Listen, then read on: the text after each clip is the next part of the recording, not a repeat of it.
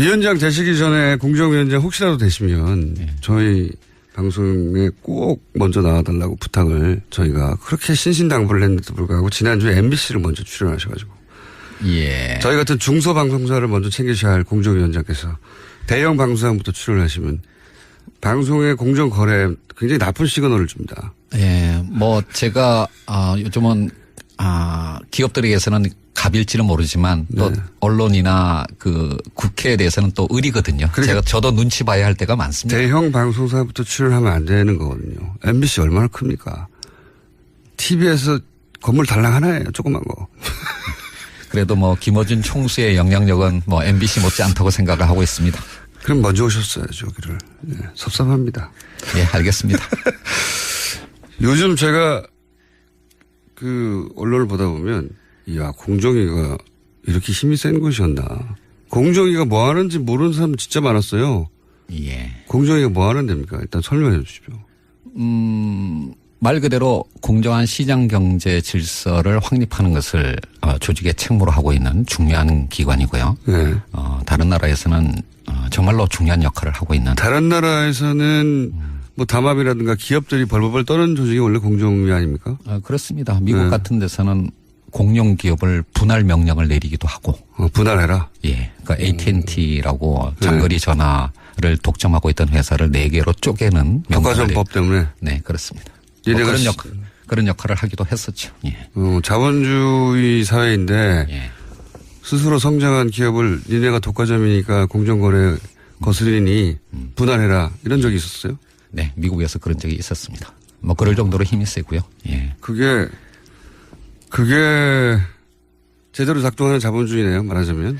사실 우리나라 공정거래위원회도 선진국의 경쟁당국이 하고 있는 좁은 의미의 경쟁 정책에 대해서는 굉장히 열심히 일을 해왔습니다. 좁은 의미라 하면? 그러니까 이제 말 그대로 독점 네. 또는 이제 담합 네. 이제 이런 거를 그러니까 규제하는 역할이고요. 그래서 사실 어제 언론 보도에도 났습니다마는 GCL이라고 이런 세계의 경쟁 당국을 평가하는 기관에서 우리나라 공정위를 최우수 경쟁 당국으로 평가를 했고요. 아시아에서는 유일한 평가를 받은 기관입니다. 근데 우리나라에서는 공정위가 이렇게 다른 나라에서 보는 것처럼 좁은 의미의 경쟁 당국으로서의 역할만을 하는 것이 아니라 우리 사회에서 논란이 되는 것처럼 재벌 개혁이나 또는 이제 갑을 관계를 개혁하는 이제 이런 부분이 공정위에게 추가로 과제로 주어져 있는 것이죠. 그래서 우리나라 국민들은 아마 공정위 하면 다른 나라의 국민들이 생각하고 있는 그런 과제들보다는 재벌 개혁과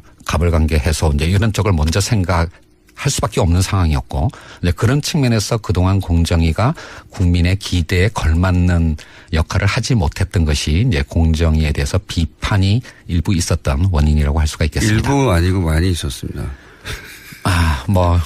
제가 지금 현직 공정거래위원장입니다. 그렇게 평가하시면 제가 조직에서 영이 안 섭니다. 예. 아니 근데 지금 공정위에서 일하시는 분들은 굉장히 뿌듯할 것 같아요. 공정위가 이렇게 주목받은 것도 처음이고 사실은 공정위원장 누군지 이름 기억 안 나거든요. 이제는 공정위원장 누군지 다 알고 그리고 공정위가 하는 일에 대해서 시민들의 박수도 많고 응원도 많고 그러니까 힘이 나지 않습니까? 뭐 직원들 말씀을 들어보면 한편으로는 이렇게 주목받은 적이 없었으니까 뿌듯하다라는 말씀도 하시고 그다음 앞으로 더 잘해야 되겠다는 각오를 밝히기도 하는데 한편으로는 또 제가 과거에 이제 공정위가 국민의 기대에 맞는 역할을 하지 못했다라고 비판하면서 내부 혁신을 하자라고 얘기할 때는 또 나름 그러니까 좀 무섭기도 하고. 예, 뭐 그런 양면의 어떤 감정을 느끼고 있는 것 같습니다. 아니, 근데 공정위원들은 그 위원장님을 뭐랄까요. 상대하기가 굉장히 쉬울 것 같은 게 오늘, 저희는 이제 위원장님이니까. 네.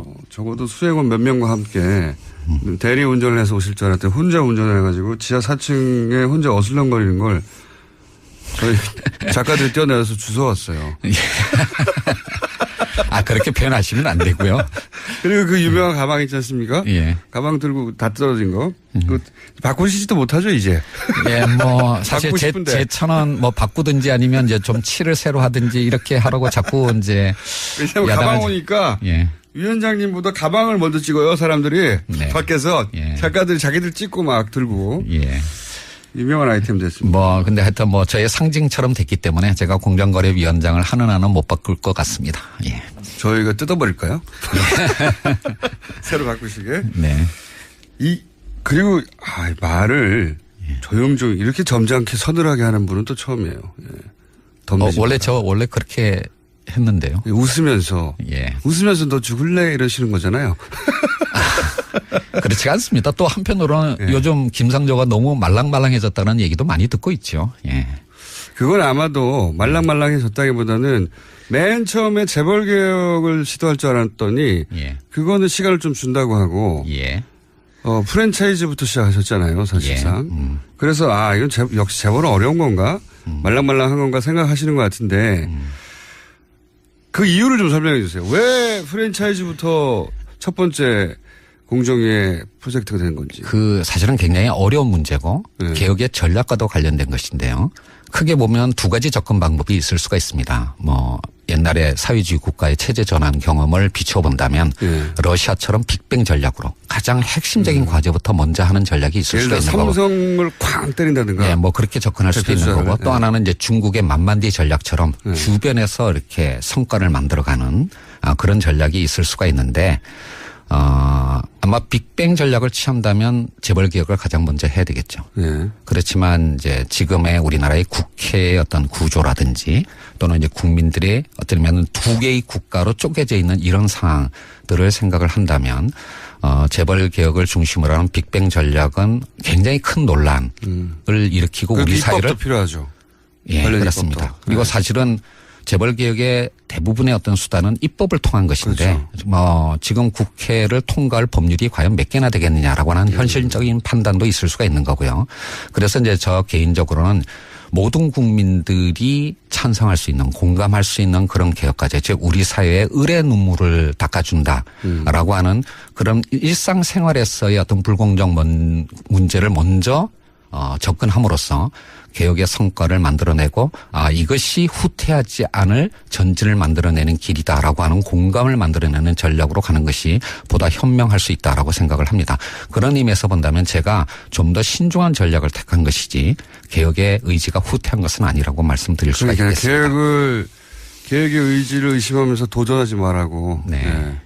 그거는 조금 좀 과한 표현이긴 했었는데요. 좀 더 정확하게 말씀드리면 새 정부 또는 공정거래위원회의 개혁의 의지를 의심하지 말고 그 의지에 도전하지 말라라는 의미였는데 말이 잘못 나가서 공권력에 도전하지 말라라고 표현하게 됐습니다. 도전하면 어떻게 됩니까?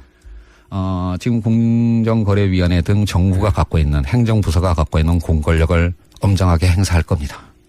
총동원에서. 네. 그러니까 사실은 개혁을 아무 표정도 없이 이렇게. 개혁을 완성하기 위해서는 새로운 법과 제도를 만들어야 되지만 현행 법률의 엄정한 집행만으로도 할 수 있는 것들이 굉장히 많습니다. 그 점을 잊지 마시기 바랍니다. 아니, 이렇게 점잖게 서늘하게 까불면 죽는다는 말을 하시는 분은 처음 봤어요. 도전하지 마라. 아닙니까? 도전하지 마라. 그 청문회를 처음 당해보신 거잖아요. 당연히 그렇습니다. 네. 시민단체에서는 보통 재벌들을 청문하는 거죠. 사회적으로. 네, 사실 작년 말에 국정농단 청문회 때 제가 진술인으로도 나갔었죠. 그러니까요. 반대편에만 서 계시다가 청문을 당해보셨잖아요. 그렇습니다. 기분이 어떠시던가요? 어느 의원님께서 이런 말씀을 하시더라고요. 정치인은 선거를 한번 치르면 겸손해지고 공직자는 청문회를 한번 경험하면 겸손해진다라고 하던데요. 정말 많은 겸손을 배우게 됐습니다. 공정위원장이 되고 싶어서. 아닙니다. 하여튼 제 나름대로는 20년 동안 시민운동을 하면서 나름의 원칙을 갖고 살았다라고 했는데 그게 굉장히 다른 분들의 시선에 의하면 기준에 의하면 알량한 것일 수도 있다라고 하는 것을 느낀 것이죠. 그렇다기보다는 문제가 안 되는 거를 정치적으로 문제 삼아서 억지를 부린 거 아니었습니까? 실제로 이건 내가 정말 잘못했구나 반성하고 그러니까 나는 잘한다고 했는데 다른 사람의 눈은 다르게 보일 수도 있었다 이게 아니라 진짜로 잘못했다고 반성하신 거 있어요? 제가 이 나이까지 살아오면서 왜 잘못이 없었겠습니까? 이제 그런 거에 대해서는 그 청문회 과정에서 다 인정을 하고 또 송구스럽다는 말씀도 여러 차례 드렸고요. 그렇지만 이제 솔직히 말씀드리면. 네, 솔직히 말씀해 주세요. 예. 뭐 현재 4당 구조 또는 뭐 정의당까지 합치면 5당으로 돼 있는 우리나라의 국회 구조에서 이제 정책 검증보다는 각 당의 이제 입장이 앞서는 그런 청문회였다라고 생각을 하고요. 솔직히 청문 과정에서 제가 의원님과 국민들에게 말씀드리고 싶은 공정거래위원장이 된다면 무엇을 어떻게 하겠다라고 하는 것을 말씀드릴 기회가 없었다라고 하는 것이 너무나 아쉬웠습니다. 예. 그 문제가 안 되는 걸 문제 삼은 정치적 수사에 화를 안 나셨어요? 그때? 화를 낼 입장이 아니었죠. 나중에 끝나고 나서 아이고 지들은 뭐 이런 생각 안 하셨어요? 자꾸 그렇게 유도하니까 질문하지 마십시오. 그러니까 조금 있다가 이제 국회 가야 됩니다. 왜냐하면 심지어 부적격 후보였고, 네. 부적격 후보였어요. 기억하시는지 모르겠는데, 네네. 예. 청문 보고서 채택을 거부했습니다. 이 사람은 예. 절대 안 된다고. 네. 절대 안 되는 분으로 지목당하신 거죠 그때. 예. 뭐 몇몇 장관 후보자들이 비슷한 상황에 있었고요. 아마 제가 사실은 좀 섭섭함을 느끼는 부분이 있다면 네. 뭐 국회보다는 오히려 대통령한테 섭섭함을 느끼고 왜요? 있어요. 왜요? 제가 아주 좋은 기사 나옵니다 이거. 예. 경제부총리보다도 먼저 지명이 됐습니다. 그게 왜 섭섭하십니까? 먼저 매를 맞았다 대표주자로. 그렇죠. 그러니까 제가 국무총리 다음에 지명된 네. 장관 후보자였습니다. 이런 거죠. 김상조 정도면 청문회 가서 맞을 게 없다. 대표 주자로 가서 대표로 매를 맞대. 김상조 위원장 정도면 뭐 쉽게 통과하겠지 하면서 대표 선수로 내보낸 거죠. 검증 과정에서 사실은 뭐 몇 가지가 제가 인정한 것도 있었고요. 사실은. 그런데 이제 뭐 대통령께서는 새 정부의 개혁의 상징으로서 아마 공정거래위원장으로 저를 이제 지명하신 것 같은데. 왜 섭섭하십니까 그게? 이제 그러다 보니까 집중 포화를 받게 된 것이죠. 그러니까요. 쌤통이네요. 정말로 저도 사실은 지명을 받고 난 다음에 갑자기 이제 연락을 받았는데요. 이거 경제부총리보다도 먼저 지명돼도 되나 이제 이런 어떤 우려를 했고요. 그리고 그 우려가 현실이 됐던 겁니다. 그런 의미였겠죠. 이게 말씀하셨듯이 공정하지 않다는 우리 사회가 기본적으로. 예. 공정거래위원장이 직접 되시고 나니까 시민단체 장일대하고 이 시장을 보거나 혹은 공정거래를 보는 시각 혹은 정보의 차이가 있습니까? 내가 이걸 잘 몰랐었구나라든가. 그런 건 아니에요. 사실은 제가 20년 동안 시민단체 활동을 하면서 가장 많이 들여다본 정부 부서가 공정위와 금융위였습니다. 네. 그래서. 그러면 다음에 금융위원장 하실 겁니까? 그런 말씀 하지 마시고요. 근데 이제 따라서 뭐 제가 아주 디테일한 어떤 내용까지는 아니라고 하더라도 공정위가 하는 중요한 업무들에 대해서는 사실은 대부분은 알고 있었고요. 그리고 실제로 그것의 역사, 20년의 역사도 대부분 알고 있었기 때문에 이거는 나도 몰랐다라고 하는 그런 거는 그렇게 많지는 않았습니다. 그래서 지금까지는 적어도 좀 익숙한 어떤 일을 하고 있다라는 느낌을 갖고 있고요. 다만 우리 사회에 만연된 그런 불공정성을 개혁하기 위해서 이제 시민단체와는 다른 입장이니까 이제 시민단체는 비판을 하고 대안을 제시하는 데까지만 하면 됐지만 공정거래위원장은 그 대안을 실현하고 집행해야 되는 일까지 해야 되기 때문에 좀 더 많은 고민을 하고 있다. 결과로 평가받게 되겠죠. 당연히. 그렇습니다. 뭐 지금 이제 한 2달 정도 됐는데요. 취임한 지.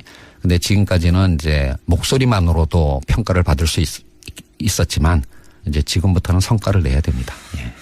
그 예측 가능한 재벌 개혁이라는 표현을 쓰셨어요. 예. 그러니까 빅뱅처럼 누가 뭘 어떻게 하는지 모르게 갑자기 뒤통수 때리듯이 빵 하지 않고 예측 가능한 재벌 개혁이라고 말씀하셨는데 이게 어떤 의미입니까? 사람들은 이제 물론 프랜차이즈 문제도 당연히 관심이 있습니다. 왜냐하면 프랜차이즈 사장 정도 되면 을이 아니라 병 정도 되거든요, 사실은. 예, 맞습니다. 그 위에 대기업이 있고 그다음에 프랜차이즈가 있고 그다음에 자기들은 병 정도 된다라고 생각하잖아요. 그래서 을병 관계 정도를 지금 정리하시고 있는 거잖아요. 말하자면. 그렇죠. 이제 갑에 해당하는 재벌 개혁에 대해서 제가 일반 국민들이 저에 대해서 갖고 있는 상식과는 다른 어떤 말을 하고 행보를 보이고 있는 이유가 있습니다. 그래서 말랑말랑하다고 지금. 예. 그렇죠. 네. 사실은 한 10년 전부터 그러니까 2008년 크라이시스가 터질 때부터 사실은 글로도 이제 여러 차례 표현을 했는 크라이시스요? 위기요? 위기. 네. 네, 죄송합니다. 2008년 글로벌 금융 위기 이후부터 제가 글로도 많이 썼던 건데요. 흔히 우리나라의 재벌하면 30개 그룹을 얘기를 합니다. 예. 하지만 그 재벌 내에서도 양극화가 진행이 되었고요. 사실 재벌 내에서도 양극화가 있어요? 예, 30대 재벌 자산의 절반을 4대 그룹이 차지합니다. 상위. 그러니까 30개 그룹이 아니라 사실은 4개 그룹이라고 표현하는 게 맞습니다. 어허. 그리고 그 최상위 4개 그룹을 빼고 나머지 중견 하위 그룹의 경우에는 개혁보다는 구조조정이 우선 과제입니다. 그러니까 과거에 한국 경제가 성장해왔던 그 모델이 그 방식이 이제 유효성을 가지지 않으면서 상당수의 그룹들이 잠재 내지는 현실적인 부실 상황을 보이고 있고요. 이런 4대 그룹 이후 4대 그룹에 안 들어가는 우리가 흔히 재벌이라고 부르는 것들은 상황이 그렇게 좋지는 않나 보네요. 예, 굉장히 좋지 않습니다. 그 4대 그룹 이하만 따진다면 세 개 중에 하나는 진지한 구조조정. 예, 죄송합니다. 예, 아주, 그러니까 진지한 구조조정 작업을 해야 할 상황에 처해 있다라고 할 수가 있고요. 이제 그렇기 때문에 30대, 그러니까 이제 흔히 공정거래법이 지금까지. 만약에 재벌들 예를 들어서 4대 그룹 이에 들어가지 않는 30대 재벌들이 그런 얘기 했으면 엄살이라고 했을 거예요, 다른. 근데 이제 위원장님이 얘기하니까 진짜 위기는 맞나 보네요. 예, 그렇습니다. 올해 들어와서 예상보다는 그러니까 세계 경제와 한국 경제의 어떤 상황이 조금 좋아지고는 있지만 이게 과연 이렇게 계속 경기가 회복될 거라고 장담할 수가 없다라고 하는 것은 다들 알고 계신 거 아니겠습니까? 그렇죠? 경기가 조금 다시 나빠지기 시작한다면 잠재됐던 부실이 다시 수면 위로 올라올 그런 어떤 상태에 있는 그룹들이 상당수 있습니다. 이제 이런 상황이기 때문에 그동안 공정거래위원회 또는 공정거래법이 접근했던 것처럼 5조 이상이면 60개 그룹, 10조 이상이면 30개 그룹을 그냥 전부를 하나의 그러니까 개혁 대상으로 정해놓고 동일한 수단을 적용하는 그런 방식으로 가게 되면 실패할 가능성이 높다라고 하는 겁니다. 왜냐하면 이렇게 많은 숫자의 그룹을 대상으로 하는 규제를 하다 보면 규제의 기준을 한 중간쯤에 설정할 수밖에 없는데 그렇겠죠. 그러면 정작 제대로 규제를 해야 될 상위 그룹한테는 효과가 없는 거고 하위 그룹한테는 과잉 규제가 되는 이제 그런 어떤 악순환 속에서 규제의 일관성을 유지하지 못하고 계속 또 이제 후퇴하게 되는 악순환을 보였던 게 그게 과거 정부의 재벌 개혁의 실패의 원인이라고 생각을 한 겁니다. 그렇기 때문에 재벌 개혁은 상위 그룹에 좀 집중해서 엄정하게 법 집행을 하도록 하고 대신 좀 더 넓은 범위의 기업 지배 구조는 상법이나 또는 이제 기관 투자자들의 주주권 행사 등의 그런 어떤 방법을 통해서 좀 더 광범위하게 그렇게 접근을 하자라고 하는 게 제 아이디어였습니다. 그렇군요. 재벌이라고 다 묶어서 재벌이라고 하면 안 된다, 이제는. 거기도 양극화가 벌어졌다. 예, 그렇습니다. 단순한 대중소기업 간의 양극화뿐만 아니라 재벌 그룹들도 이제는 같은 재벌이 아니라고 보시면 됩니다. 그래요? 그러면 명칭도 좀 달리해야 되겠습니다.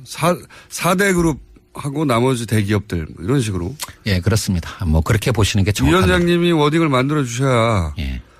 그러니까 예를 하나 들어보면요. 사실 우리의 재벌 규제 정책과 비슷한 어떤 수단을 갖고 있는 유일한 나라가 사실은 일본입니다. 일본이 이제 정책의 대상으로 하는 그룹 재벌을 몇 개를 지정했는지 아십니까? 딱 6개밖에 안 됩니다.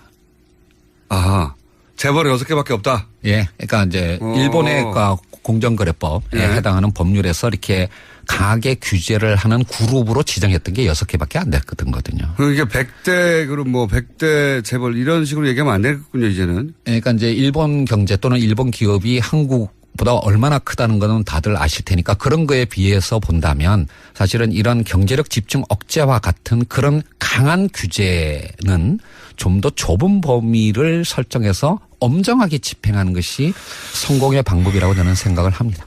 설득되고 있어요. 제가 잘 모르는 분야이기 때문에 그런 건지. 예, 제가 총수님을 설득할 수 있으면 비교적 잘하고 있는 거라고 생각을 합니다. 설득되고 있습니다. 그리고 하림그룹. 닭고기 생산 1위 업체죠. 하림그룹을 사실상 첫 대상으로 해서 조사에 들어가셨잖아요. 왜 여기가 중요합니까? 사실은 이것도 많은 분들이 오해하시는 건데요. 사실 공정거래위원회가 올해 초에 업무 계획으로 예. 45개 민간 재벌측가 총수가 있는 저 같은 예, 45개 그룹을 대상으로 서면 실태 조사를 이미 했습니다. 그러니까 새 정부가 출범하기도 전에 이미 예, 그래서 이제 제가 취임할 즈음에 그 서면 실태 조사가 대충 마무리된 상황이었고요. 그래서 저는 운이 좋았던 거죠. 그 결과를 받아서 일감 몰아주기의 혐의가 좀 강하게 나타나는, 지금 뭐냐면 서면 조사만으로는 현실을 알기는 어려우니까 이제 현장 조사를 나가야 되지 않겠습니까? 이제 그런 현장 조사를 나갈 수 있는 서면 조사 결과가 제가 딱 취임하면서 제 손에 쥐어진 겁니다.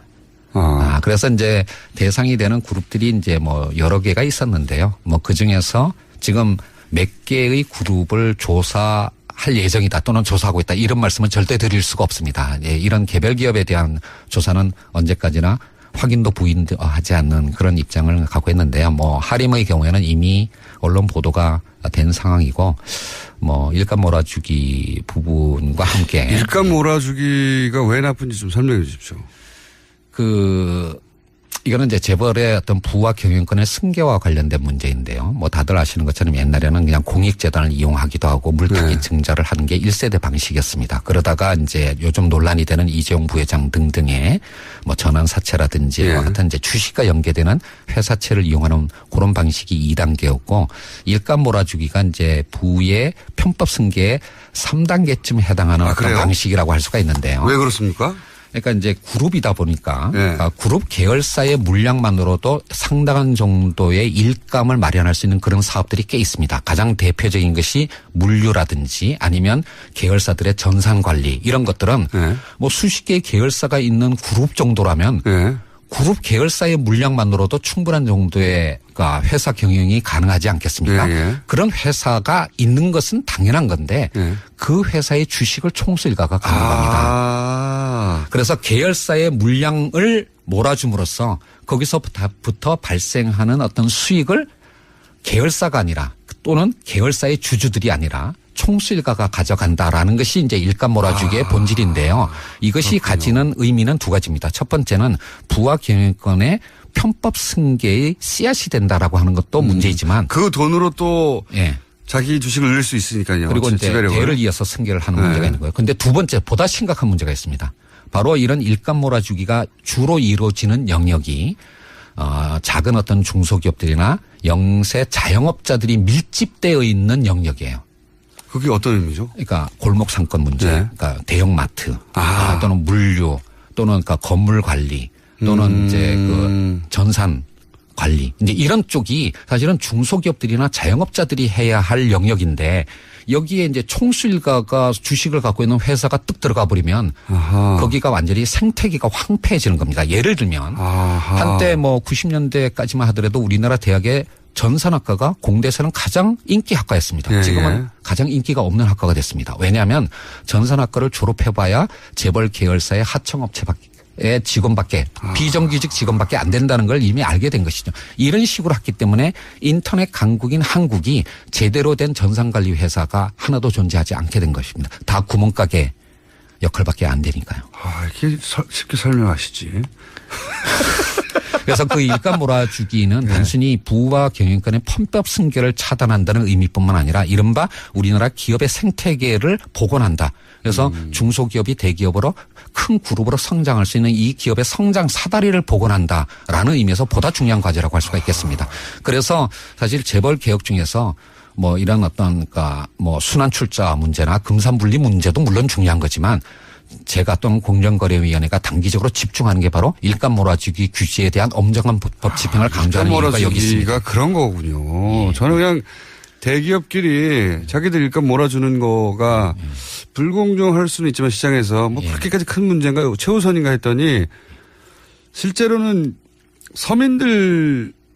서민들로부터 돈을 뽑아내서 재벌 3세들이 자기 경영권을 확보하는 구조를 만들어낸 거네요. 뭐 MRO라는 예를 하나 들어보면 될 것 같은데요. 뭐 큰 그룹 몇만 명, 몇십만 명이 일하는 그룹이니까 거기서 사용하는 사무 용기가 얼마나 많겠습니까? 뭐 볼펜 이런 것들이요. 근데 그런 것들을 옛날에는 주변에 문방구에서 직접 샀습니다. 그런데 그거를 이제 조달하는 계열사를 하나 세운 거예요.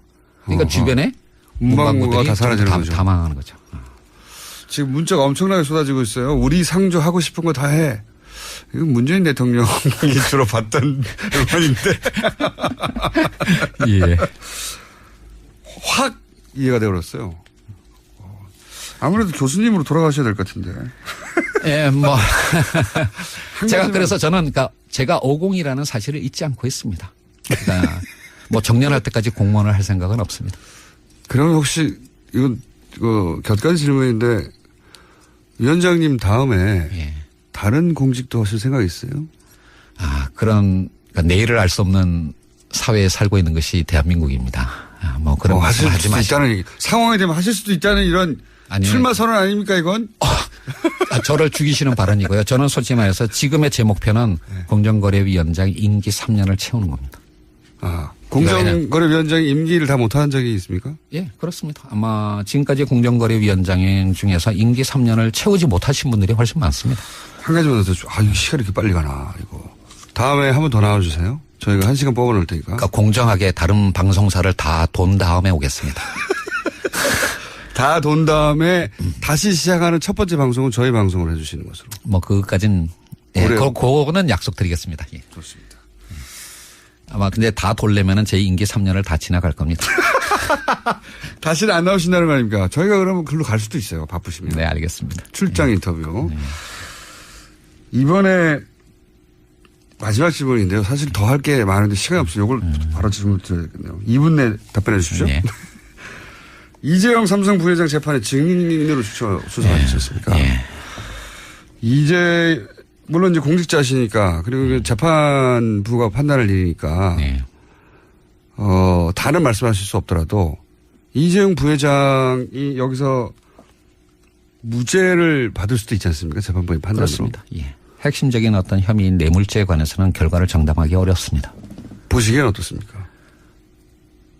아마 지난번에 여기 출연했을 때 제가 말했던 것 같은데요. 반반이라고 생각합니다. 즉 가능성은 반반인데 예. 그거는 사법부가 판단하겠죠. 그 사법부의 판단에 대한 가능성이 아니라 보시기에 죄가 있다고 보십니까? 이거는 그냥 제가 자유로운 어떤 신분이었으면 명확하게 답변을 드렸을 텐데요. 지금 공정거래위원장 더더군다나 공직자로서 또 증인으로까지 나간 부분이 논란이 되고 있기 때문에 그 부분에 대해서는 제가 답변을 드리기는 어려운데 다만 마지막 결심에서 변호인 측이 내세운 변론의 내용은 제가 보기에는 문제가 굉장히 많았다라고 생각을 합니다. 말이 안 되죠. 예, 승계 작업 자체가 존재하지 않았다라고 하는 것은 그거는 그 부분에 대해서 진짜 전문가시잖아요. 예. 승계 작업 자체가 존재하지 않았다. 그러니까 아예 원인 무효를 만들어 버리는 거죠. 그런 작업이 없었는데 어떻게 해. 그 부분은 이제 하여튼 뭐 우리나라 국민의 상식과 반하는 어떤 이제 변론이었는데요. 그거 자체보다도 더 큰 문제는 그렇게 변론을 함으로써 저는 이재용 부회장의 평판에 더 나쁜 영향을 미쳤다라고 생각을 합니다. 이게 이재용 부회장과 삼성의 미래에는 더 큰 비용을 만들어낸 것이라고 생각을 합니다. 너무 아쉽네요. 이렇게 보내야 하다니. 김상조 공정거래위원장이었습니다. 감사합니다. 네, 감사합니다. 네. 위원장 되시기 전에 공정위원장 혹시라도 되시면 저희 방송에 꼭 먼저 나와달라고 부탁을 저희가 그렇게 신신당부를 했는데도 불구하고 지난주에 MBC를 먼저 출연하셔가지고 예. 저희 같은 중소방송사를 먼저 챙기셔야 할 공정위원장께서 대형 방송사부터 출연하시면 방송의 공정거래 굉장히 나쁜 시그널을 줍니다. 예, 뭐 제가 요즘은 기업들에게서는 갑일지는 모르지만 또 언론이나 그 국회에 대해서는 또 의리거든요. 그러니까 저도 눈치 봐야 할 때가 많습니다. 대형 방송사부터 출연하면 안 되는 거거든요. MBC 얼마나 큽니까? TV에서 건물 달랑 하나예요. 조그만 거. 그래도 뭐 김어준 총수의 영향력은 뭐 MBC 못지 않다고 생각을 하고 있습니다. 그럼 먼저 오셨어야죠, 여기를. 네, 섭섭합니다. 예, 알겠습니다. 요즘 제가 언론을 보다 보면, 이야, 공정위가 이렇게 힘이 센 곳이었나. 공정위가 뭐 하는지 모르는 사람 진짜 많았어요. 예. 공정위가 뭐 하는 데입니까? 일단 설명해 주십시오. 말 그대로 공정한 시장 경제 질서를 확립하는 것을 조직의 책무로 하고 있는 중요한 기관이고요. 네. 다른 나라에서는 정말로 중요한 역할을 하고 있는. 다른 나라에서는 뭐 담합이라든가 기업들이 벌벌 떠는 조직이 원래 공정위 아닙니까? 그렇습니다. 미국 같은 데서는 공룡 기업을 분할 명령을 내리기도 하고. 분할해라? 예. 그러니까 AT&T라고 장거리 전화를 독점하고 있던 회사를 4개로 쪼개는 독과점법 때문에? 네, 그렇습니다. 그런 역할을 하기도 했었죠. 예. 자본주의 사회인데 예.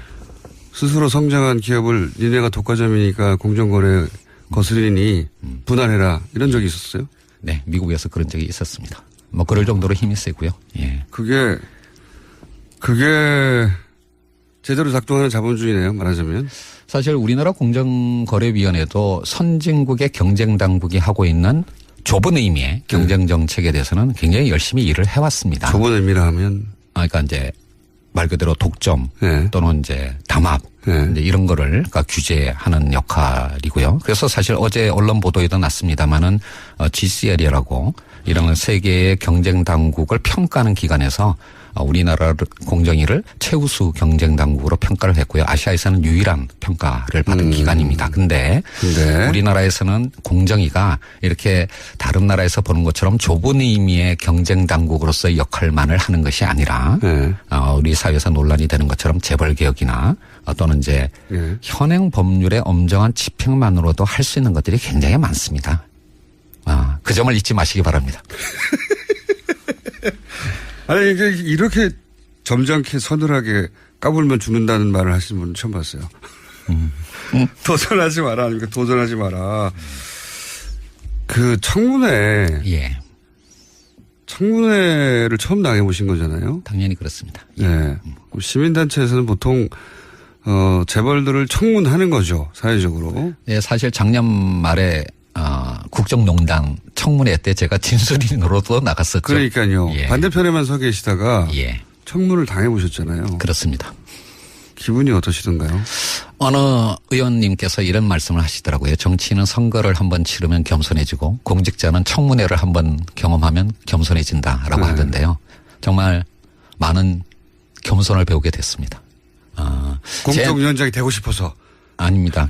하여튼 제 나름대로는 20년 동안 시민운동을 하면서 나름의 원칙을 갖고 살았다라고 했는데 그게 굉장히 다른 분들의 시선에 의하면 기준에 의하면 알량한 것일 수도 있다라고 하는 것을 느낀 것이죠. 그렇다기보다는 문제가 안 되는 거를 정치적으로 문제 삼아서 억지를 부린 거 아니었습니까? 실제로 이건 내가 정말 잘못했구나 반성하고 그러니까 나는 잘한다고 했는데 다른 사람의 눈은 다르게 보일 수도 있었다 이게 아니라 진짜로 잘못했다고 반성하신 거 있어요? 제가 이 나이까지 살아오면서 왜 잘못이 없었겠습니까? 이제 그런 거에 대해서는 그 청문회 과정에서 다 인정을 하고 또 송구스럽다는 말씀도 여러 차례 드렸고요. 그렇지만 이제 솔직히 말씀드리면 네, 솔직히 말씀해 주세요. 예. 현재 4당 구조 또는 정의당까지 합치면 5당으로 돼 있는 우리나라의 국회 구조에서 이제 정책 검증보다는 각 당의 이제 입장이 앞서는 그런 청문회였다라고 생각을 하고요. 솔직히 청문 과정에서 제가 의원님과 국민들에게 말씀드리고 싶은 공정거래위원장이 된다면 무엇을 어떻게 하겠다라고 하는 것을 말씀드릴 기회가 없었다라고 하는 것이 너무나 아쉬웠습니다. 예. 그 문제가 안 되는 걸 문제 삼은 정치적 수사에 화를 안 나셨어요? 그때? 화를 낼 입장이 아니었죠. 나중에 끝나고 나서 지들은 이런 생각 안 하셨어요? 자꾸 그렇게 유도하니까 질문하지 마십시오. 그러니까 조금 있다가 이제 국회 가야 됩니다. 왜냐하면 심지어 갑을 관계를 개혁하는 이런 부분이 공정위에게 추가로 과제로 주어져 있는 것이죠. 그래서 우리나라 국민들은 아마 공정위 하면 다른 나라의 국민들이 생각하고 있는 그런 과제들보다는 재벌 기업과 갑을 관계 해소 이제 이런 쪽을 먼저 생각할 수밖에 없는 상황이었고 이제 그런 측면에서 그동안 공정위가 국민의 기대에 걸맞는 역할을 하지 못했던 것이 이제 공정위에 대해서 비판이 일부 있었던 원인이라고 할 수가 있겠습니다. 일부 아니고 많이 있었습니다. 제가 지금 현직 공정거래위원장입니다. 그렇게 평가하시면 제가 조직에서 영이 안 섭니다. 예. 근데 지금 공정위에서 일하시는 분들은 굉장히 뿌듯할 것 같아요. 공정에 이렇게 주목받은 것도 처음이고 사실은 공정위원장 누군지 이름 기억 안 나거든요. 이제는 공정위원장 누군지 다 알고 그리고 공정위가 하는 일에 대해서 시민들의 박수도 많고 응원도 많고 그러니까 힘이 나지 않습니까? 뭐 직원들 말씀을 들어보면 한편으로는 이렇게 주목받은 적이 없었으니까 뿌듯하다라는 말씀도 하시고 그다음 앞으로 더 잘해야 되겠다는 각오를 밝히기도 하는데 한편으로는 또 제가 과거에 이제 공정위가 국민의 기대에 맞는 역할을 하지 못했다라고 비판하면서 내부 혁신을 하자라고 얘기할 때는 또 나름 그러니까 좀 무섭기도 하고. 예, 뭐 그런 양면의 어떤 감정을 느끼고 있는 것 같습니다. 아니 근데 공정위원들은 그 위원장님을 뭐랄까요 상대하기가 굉장히 쉬울 것 같은 게 오늘 저희는 이제 위원장님이니까 네. 적어도 수행원 몇 명과 함께 대리 운전을 해서 오실 줄 알았더니 혼자 운전을 해가지고 지하 4층에 혼자 어슬렁거리는 걸 저희 작가들이 뛰어내려서 주워왔어요. 그렇게 표현하시면 안 되고요. 그리고 그 유명한 가방 있지 않습니까? 예. 가방 들고 다 떨어진 거. 그 바꾸시지도 못하죠, 이제. 예, 뭐 사실 제 천원 뭐 바꾸든지 아니면 이제 좀 칠을 새로 하든지 이렇게 하라고 자꾸 이제. 왜냐면 가방 오니까. 예. 위원장님보다 가방을 먼저 찍어요, 사람들이. 네. 밖에서. 예. 작가들이 자기들 찍고 막 들고. 예. 유명한 아이템 됐습니다. 뭐 근데 하여튼 뭐 저의 상징처럼 됐기 때문에 제가 공정거래위원장을 하는 한은 못 바꿀 것 같습니다. 예. 저희가 뜯어버릴까요? 새로 바꾸시게. 네. 그리고 말을 조용조용 이렇게 점잖게 서늘하게 하는 분은 또 처음이에요. 예. 원래 그렇게 했는데요. 웃으면서. 예. 웃으면서 너 죽을래? 이러시는 거잖아요. 그렇지 않습니다. 또 한편으로는 예. 요즘 김상조가 너무 말랑말랑해졌다는 얘기도 많이 듣고 있죠. 예. 그건 아마도 말랑말랑해졌다기보다는 맨 처음에 재벌개혁을 시도할 줄 알았더니 예. 그거는 시간을 좀 준다고 하고 예. 프랜차이즈부터 시작하셨잖아요. 사실상. 예. 그래서 이건 역시 재벌은 어려운 건가? 말랑말랑한 건가 생각하시는 것 같은데 그 이유를 좀 설명해 주세요. 왜 프랜차이즈부터 첫 번째 공정위의 프로젝트가 된 건지. 사실은 굉장히 어려운 문제고 개혁의 전략과도 관련된 것인데요. 크게 보면 두 가지 접근 방법이 있을 수가 있습니다. 뭐 옛날에 사회주의 국가의 체제 전환 경험을 비춰본다면 러시아처럼 빅뱅 전략으로 가장 핵심적인 과제부터 먼저 하는 전략이 있을 수가 있는 거고. 삼성을 쾅 때린다든가. 예, 뭐 그렇게 접근할 수도 있는 거고 또 하나는 이제 중국의 만만디 전략처럼 주변에서 이렇게 성과를 만들어가는 그런 전략이 있을 수가 있는데 아마 빅뱅 전략을 취한다면 재벌 개혁을 가장 먼저 해야 되겠죠. 네. 그렇지만 이제 지금의 우리나라의 국회의 어떤 구조라든지 또는 이제 국민들의 어쩌면 두 개의 국가로 쪼개져 있는 이런 상황들을 생각을 한다면 재벌 개혁을 중심으로 하는 빅뱅 전략은 굉장히 큰 논란을 일으키고 우리 사회를 필요하죠. 예, 그렇습니다. 입법도. 그리고 사실은 재벌 개혁의 대부분의 어떤 수단은 입법을 통한 것인데 그렇죠. 지금 국회를 통과할 법률이 과연 몇 개나 되겠느냐라고 하는 현실적인 판단도 있을 수가 있는 거고요. 그래서 이제 저 개인적으로는 모든 국민들이 찬성할 수 있는 공감할 수 있는 그런 개혁과제 즉 우리 사회의 을의 눈물을 닦아준다라고 하는 그런 일상생활에서의 어떤 불공정 문제를 먼저 접근함으로써 개혁의 성과를 만들어내고 이것이 후퇴하지 않을 전진을 만들어내는 길이다라고 하는 공감을 만들어내는 전략으로 가는 것이 보다 현명할 수 있다라고 생각을 합니다. 그런 의미에서 본다면 제가 좀 더 신중한 전략을 택한 것이지 개혁의 의지가 후퇴한 것은 아니라고 말씀드릴 수가 있겠습니다. 개혁의 의지를 의심하면서 도전하지 말라고. 네. 예. 뭐 그거는 조금 좀 과한 표현이긴 했었는데요. 네. 좀 더 정확하게 말씀드리면 새 정부 또는 공정거래위원회의 개혁의 의지를 의심하지 말고 그 의지에 도전하지 말라라는 의미였는데 말이 잘못 나가서 공권력에 도전하지 말라라고 표현하게 됐습니다. 도전하면 어떻게 됩니까? 지금 공정거래위원회 등 정부가 갖고 있는 행정부서가 갖고 있는 공권력을 엄정하게 행사할 겁니다. 총동원에서. 네. 그러니까 사실은 개혁을 완성. 아무 표정도 없이 이렇게. 개혁을 완성하기 위해서는 새로운 법과 제도를 만들어야 되지만. 부적격 후보였고. 네. 부적격 후보였어요. 기억하시는지 모르겠는데. 네네. 예.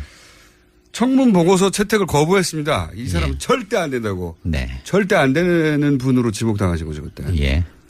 뭐 몇몇 장관 후보자들이 비슷한 상황에 있었고요. 아마 제가 사실은 제가 그 사실은 좀 섭섭함을 느끼는 부분이 있다면 네. 뭐 국회보다는 오히려 대통령한테 섭섭함을 느끼고 왜요? 있어요. 왜요?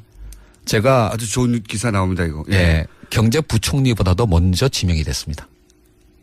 그게 왜 섭섭하십니까? 먼저 매를 맞았다, 대표주자로. 그렇죠. 이제 그러니까 이제 제가 국무총리 다음에 지명된 네.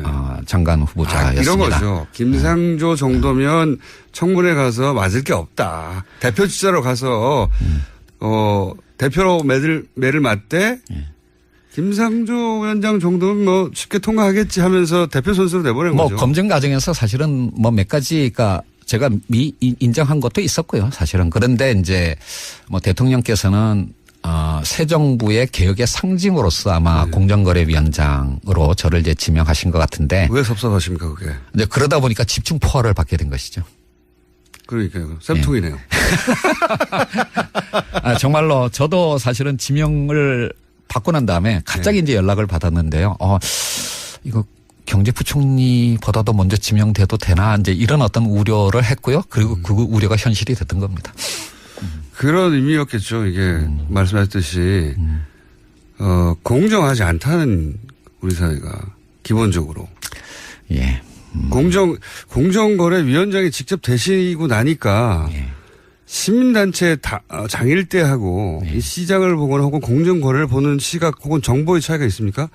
내가 이걸 잘 몰랐었구나라든가. 그런 건 아니에요. 사실은 제가 20년 동안 시민단체 활동을 하면서 가장 많이 들여다본 정부 부서가 공정위와 금융위였습니다. 네. 그래서. 그러면 다음에 금융위원장 하실 겁니까? 그런 말씀 하지 마시고요.